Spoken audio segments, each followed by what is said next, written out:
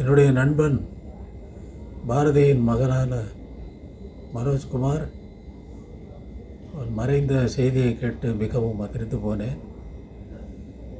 என்ன சொல்வதென்றே எனக்கு வார்த்தை வரவில்லை.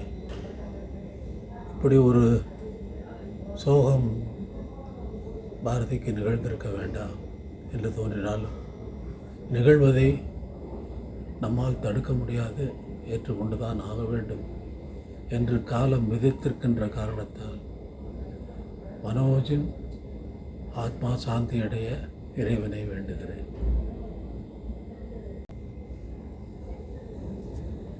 என்னுடைய நண்பன் பாரதியின் மகனான மனோஜ்குமார் அவன் மறைந்த செய்தியை கேட்டு மிகவும் அதிர்ந்து போனேன்.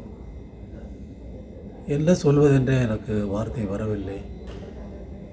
இப்படி ஒரு சோகம் பாரதிக்கு நிகழ்ந்திருக்க வேண்டாம் என்று தோன்றினாலும் நிகழ்வதை நம்மால் தடுக்க முடியாது, ஏற்றுக்கொண்டுதான் ஆக வேண்டும் என்று காலம் விதித்திருக்கின்ற காரணத்தால் மனோஜின் ஆத்மா சாந்தி அடைய இறைவனை வேண்டுகிறேன்.